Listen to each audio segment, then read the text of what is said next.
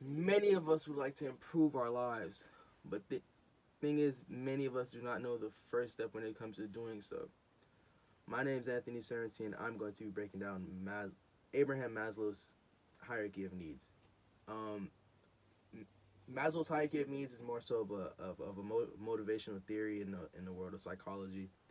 Um, it pretty much divides into three simple basic categories. So our basic needs, our physiological needs, and our self fulfillment needs. Our basic needs being things such as food, sleep, water, things of that nature. A level up from that being our physiological needs, being things such as more so catered toward meaningful relationships, such as boyfriend, girlfriend, however meaningful relationships all across the board. A level up from that being the final level, which is our self fulfillment needs, and that is the tricky part. That varies from person to person. It all depends on the person's goals, aspirations, and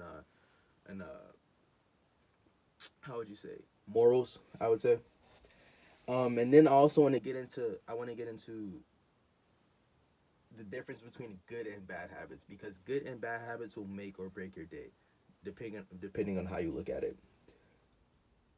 And finally, what I want to get into in this speech is knowing what to do with your time once you've established uh, your needs and what your good and bad habits are. So, understanding the basics of the pyramid, I've already went over a brief description of it. Um, but I wanna bring in the point of making goals. Negative emotion is negative emotion is brought up when you don't achieve certain goals that you set out for yourself, pretty much. Um, and thing is, many of us are not choosing the right goals depending on the perspective that you're looking at it from. But the basic rule to follow is you'd want to choose goals that have more factors of self development, creativity, and global impact. Self development could be anything. Things such as you know, reading is a pretty standard one. I'm not gonna get into that too much because you guys can figure out what self development needs are. Creativity, so things such as drawing, photography, videography, any digital art is I consider creativity. So you know the world is endless when it comes to that. Or global impact. So things such as recycling, that's a big one. Uh, and that's as far as I can go in with that. So so with that being said, I would now I want to get into actual power of your habits when it comes to applying it to those goals. And thing is that we don't understand is that we all have habits, and the reason why we have those habits is because they serve as rewards, whether we may see them as good or bad, and we crave the rewards so much that it turns into a routine.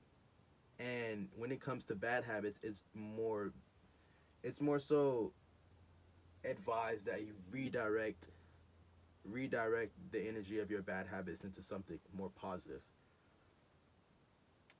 just to fight the cravings of what that bad habit provides.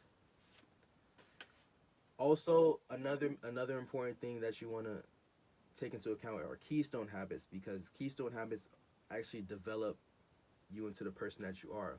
With that being said, actually let me get a little more specific with that. Keystone habits help people realize that improvement is possible. So placing those and intertwining them with your daily routine would be a significant benefit in your favor.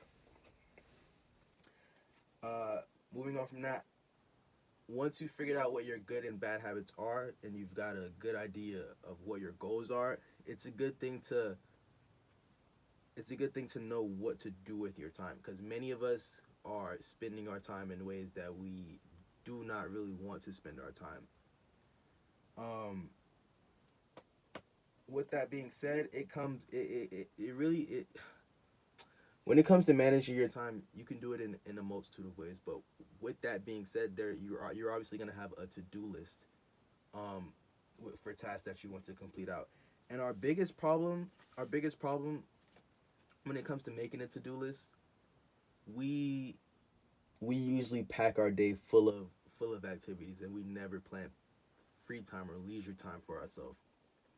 So with that being said, it can easily lead to a burnout within ourselves, making us feel as if we're putting too much on our plate and we can't and we just don't have enough time to complete it all. But that's simply not true. We're just overwhelming ourselves with the amount of tasks that we're putting on ourselves.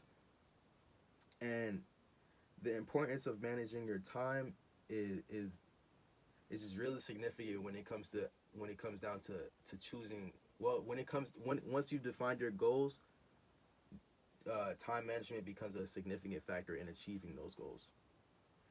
And those who are afraid to take the first step in being accountable for themselves are usually the ones who who will not be successful in the end, especially when it comes to self development. And I would suggest to you guys that you do not second guess yourself when it comes to improving yourself, because those little doubts and subliminal thoughts within your head will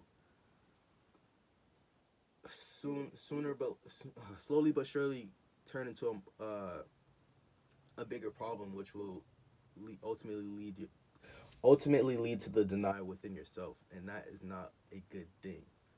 Um, but I've pretty much gone over the three things that I want to go over.